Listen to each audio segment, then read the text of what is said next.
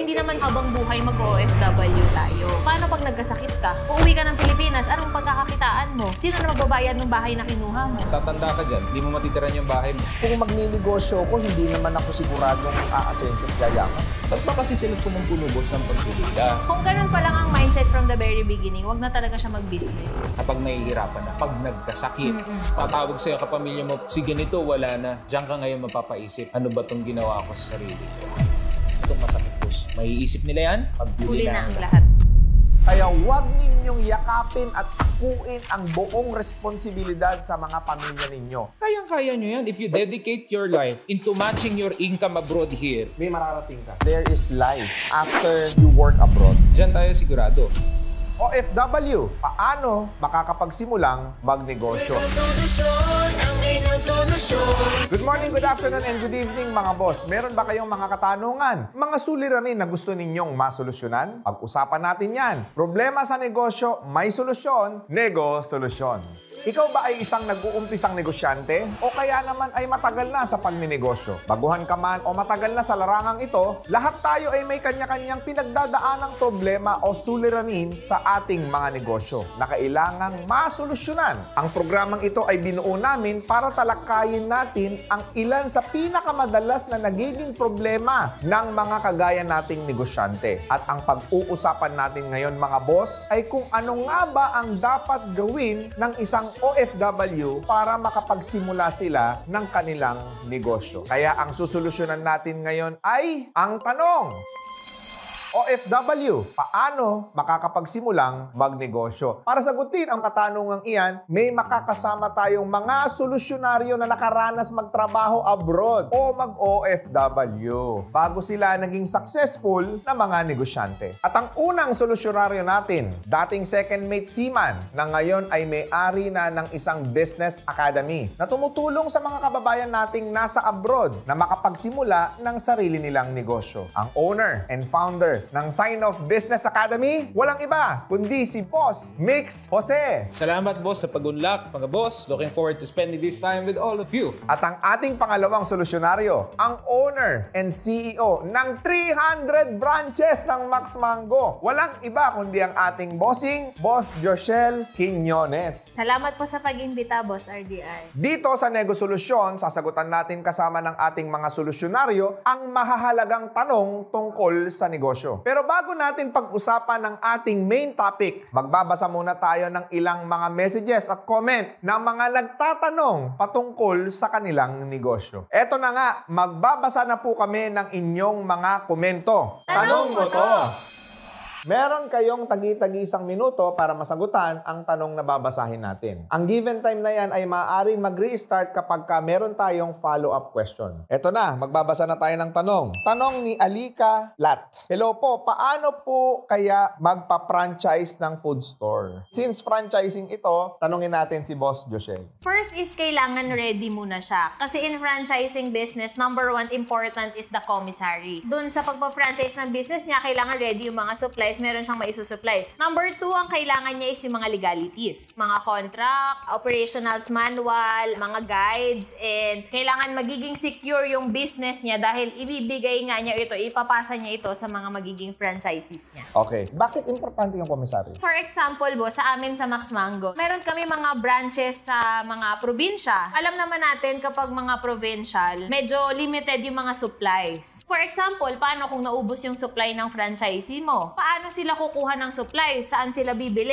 Dito nga sa area nila, sobrang limited na mga mabibilhan ng product. Correct. So, walang maibibenta yung mga franchisee nila dahil wala ngang maisusupply si franchisor. And at the same time, baka makompromise yung quality ng product nila. Dahil nga, hindi na yun yung standard na gagamitin nila. So, napaka-importante talaga ng commissary, especially when you're doing a franchising business. Okay. Pagdating sa documentation and legalities, ano yung pinakamahalaga na dapat nilang unahin? Franchise agreement agreement. Sa franchise agreement po kasi doon nakalagay lahat, dapat ito is in favor sa atin as franchisor. Lahat ito is para sa ikagaganda ng business natin. Siyempre, para hindi masira yung brand mo, di ba? Especially the reputation of the brand. Based sa experience ni Max Mango, meron bang instances na hindi nasunod ni franchisee yung mga patakaran ni franchisor? Yes. Maraming instances po na ganun. So, kailangan po talaga very detailed, very keen yung contract natin para at least, if ever may ma-violate man yung franchisee natin, pwede natin bawiin sa kanila yung brand natin anytime. Nandun po dapat sa contract yun, especially kapag binibreach nila yung mga regulations natin sa company natin.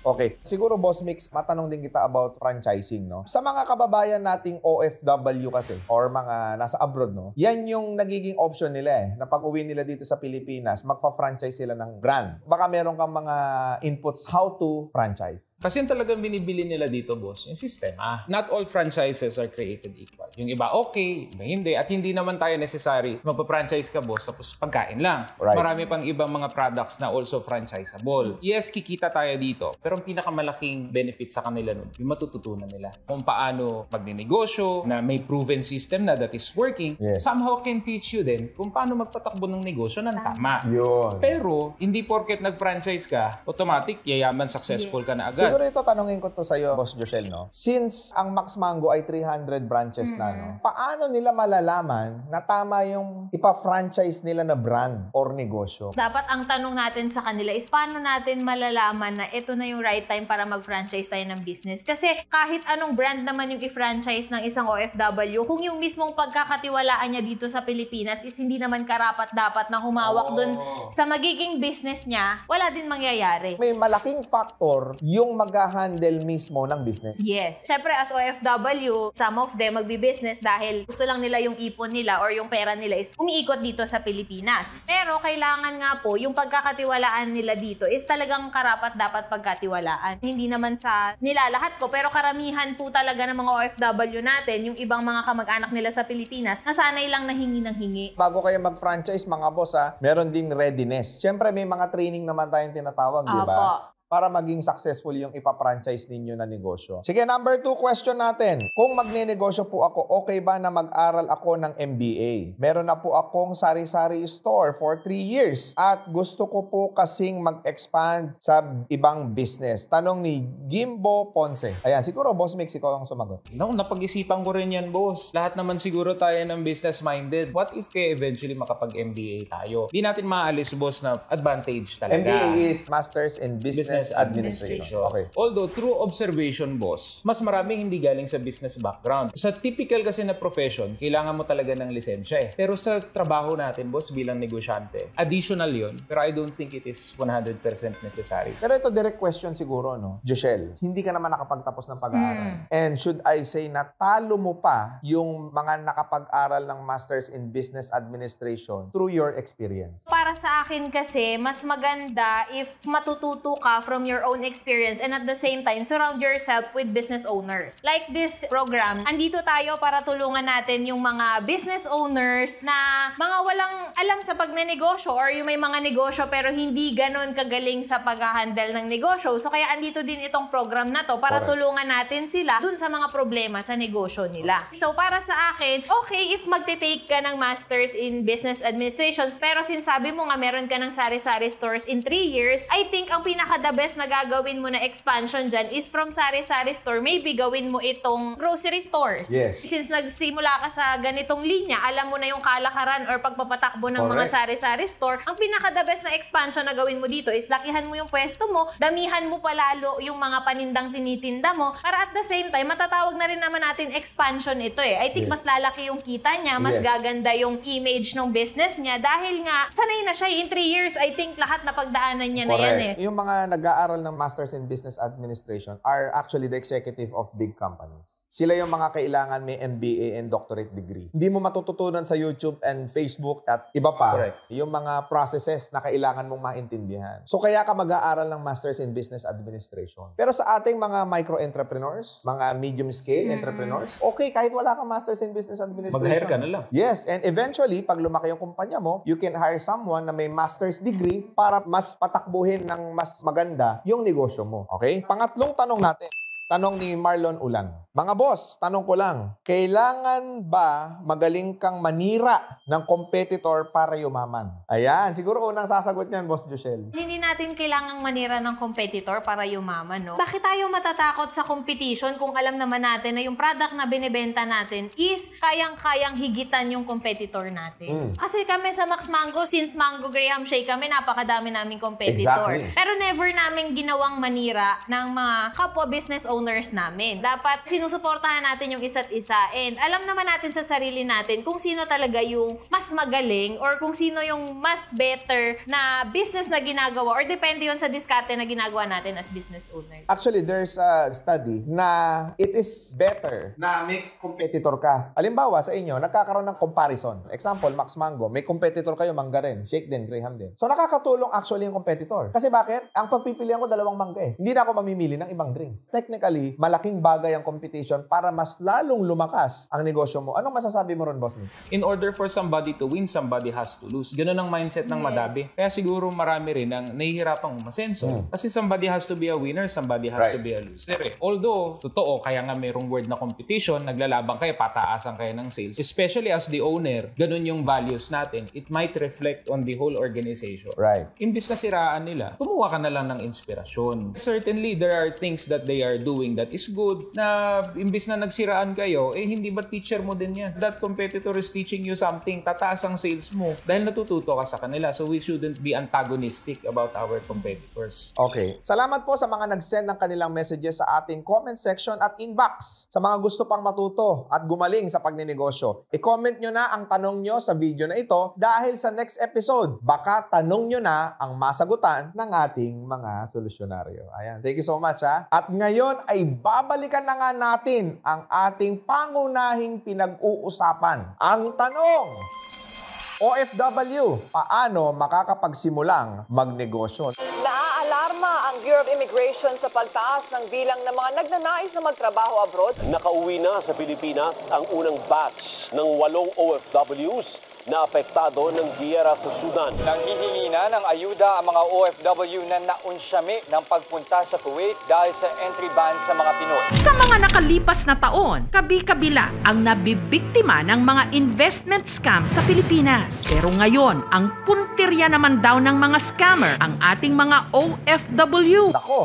alam ko marami ngayon, mga nasa abroad ngayon ang nakikinig at nanonood ng video na to. Nako, tumutok po kayo kasi ito hong mga inimbitahan naming guest ngayon ay dating OFW. Makakatulong po sila sa inyo para maumpisahan nyo na yung pangarap nyong negosyo dito sa Pilipinas. Ayan. So, paano nga ba, Boss Joshel? Since OFW tayo, wag nating sagarin to the point na lahat na lang is pinapadala natin sa Pilipinas or binibigay natin sa mga mahal natin sa buhay. Nako. So, kailangan nagsisave din tayo para sa sarili natin kung ang talagang goal natin is makapag-open ng isang negosyo. Right. Number 2 po na masasabi ko is alamin nila kung anong negosyo yung gusto nilang gawin. Kung gusto ba nila itong negosyo na to na simulan kahit wala pa sila sa Pilipinas, right, or gusto nilang magsimula ng negosyo for good. And paano naman magsisimula? Meron din tayo mga kanya-kanyang negosyo. Meron yung talagang sa sarili mong bubuksang negosyo. Like for example, yung mga skills na nakuha mo sa trabaho mo as OFW. Pwede mong gamitin yung mga yon para magsimula ka ng negosyo dito, or pwede naman franchising. Meron po tayong mga ibang negosyo dyan. Correct. Like sa amin sa Max Mango, ino-offer namin to sa mga OFW nating mga kababayan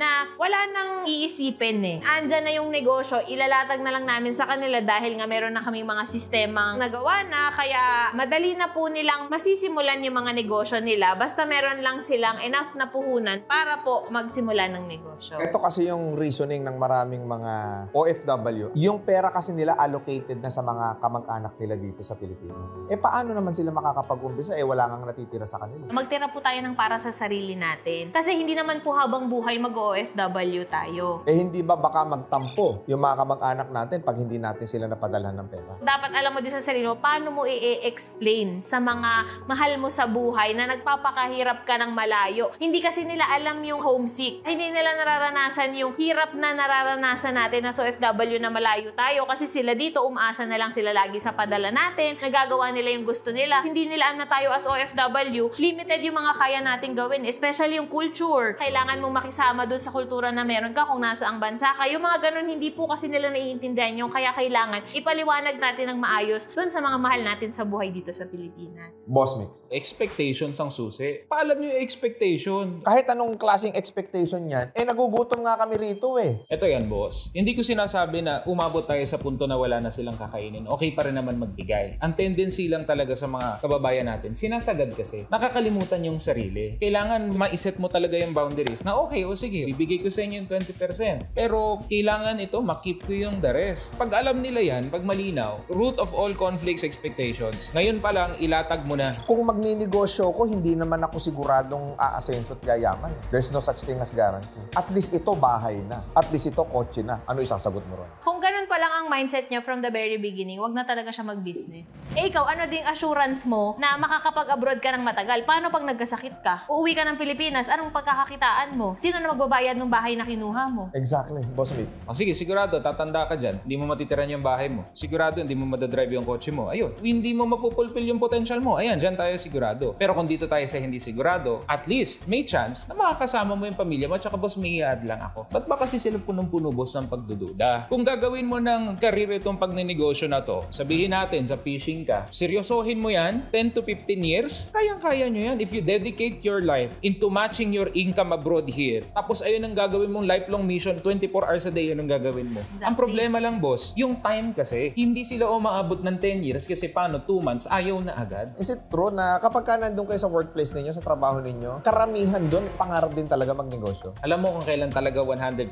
naiisip yan na magnegosyo talaga. Kapag nahihirapan na, pag umalon na, pag nagkasakit, gaganong ka sa anak mo, hindi tatakbo sa'yo. Pag kaya nakaranas na ng mga ganyan, tatawag sa'yo kapamilya mo, si ganito, wala na, tapos nasa gitna ka ng dagat. Diyan ka ngayon mapapaisip, ano ba itong ginawa ko sa sarili ko? Kailangan ko itong masolusyonan. And doon ngayon nagsisimula. Pero itong masakit, boss. Maiisip nila yan, paghuli na ang lahat. Paano ko magsisimula magnegosyo? Sige, Termix. Kung ikaw ay nandyan pa, I suggest starting a business, most probably online or a service or a product na dyan mo mismo ipoprovide kung hindi naman sila seagoing. Kung nga rin nasa Dubai ka, baka mamaya pwedeng yung mga Filipino supply products dito, pwedeng service mo dyan. May mga kilala ko nagsimula ng business. Nagbe-bake lang sila ng tinapay at nagiging negosyo nila. Dahil remember, kung OFW ka, mataas ang chance na meron ding Filipino community dyan. Right. Exactly. Ngayon, sabihin natin, yung the rest ng mga kasama mo, hindi naman seryoso sa negosyo hanggang kwentuhan lang. Sino ngayon na magpo-provide ng service at ng produkto? Hindi ikaw ang gumawa. May mga pangangailangan niya. Ano bang kulang dito, Mars? Ano bang kulang dito, brother? Ito pa isang option. Oh. Pag uwi mo, pwede ka mag-test run, mag-ipon ka, patakbo ka ng negosyo. Pag hindi, ayun yung salvation natin. Malakas ka pa. Pwede kang pumirma ng kontrata, may pamuhunan ka na naman. Even if the business did not work out, pinaka-valuable dyan, yung ikinahusay nila, boss. Yung susunod na attempt. Because that first failed venture only becomes useless if they don't use it on another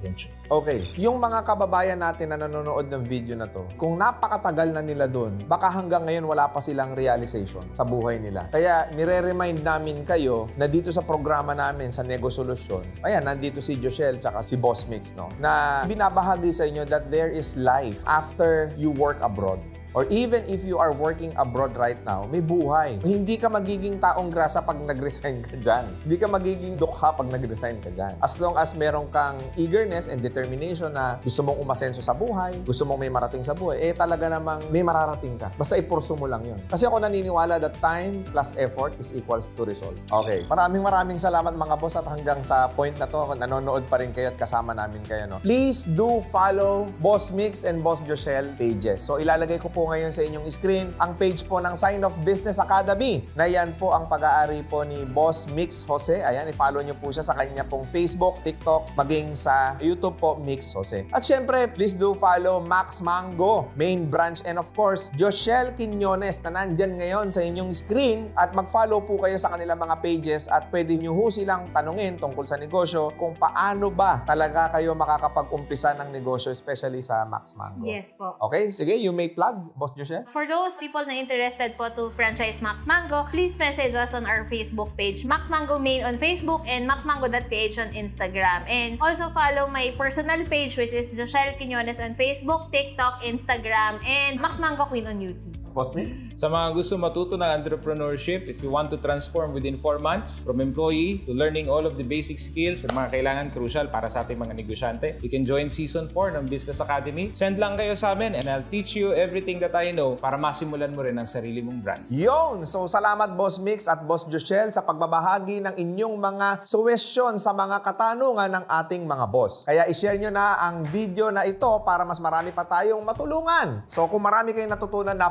sa video namin na ito, lagi po kayo manonood ng Nego Solution at lagi po nating tatandaan sa mga kababayan natin na lumalaban sa buhay dyan sa abroad. Kung kayo man po ay OFW o isang seaman, lagi nyo po tatandaan na limited lang din po ang ating lakas, limited lang din ang ating kapasidad. Kaya huwag ninyong yakapin at akuin ang buong responsibilidad sa mga pamilya ninyo. Might as well, turuan natin sila maghanap buhay, turuan natin sila magnegosyo at malay ninyo, 1 year, 2 years, 3 years from now, nandito ka na sa sarili nating bayan at nakakapagnegosyo ka na. Kaya kung may problema kayo sa negosyo, may solusyon, Nego Solution. Susunod. Paano nga ba makakatawid sa pagiging negosyante ang isang empleyado? Nagdudulot ng sobrang stress sa mga Pilipino ang mababang sahod. Kailangan may goal setting. Mag-set ka ng definite time para totoo yung goal mo. When is the perfect timing na magpo-full time na ako sa negosyo? Live a basic lifestyle muna para bumaba yung expense mo. Kahit employed pa siya, pwede na siyang mag-sideline. You have to experience doing the business part-time. Pinakamahirap kasi yung transition ng mindset. That's the reason why nandun pa rin sila sa mindset of security. That's a way na mag-grind talaga siya. Diyan pala magsisimula ang tunay na laban ng araw nila. Mas mahirap ang negosyante kaysa pagiging empleyado. Mahirap pero masarap. Practice that for a year or 2. Nagkakaroon na ng trend yung business mo, may datos ka na. Lalo kung magaling ka na dyan, baka magulat tayo dito, Boss RTR, mga milyon na kino-close nito sa sarili niyang kumpanya. Talagang magsasucceed ka bilang isang negosyante.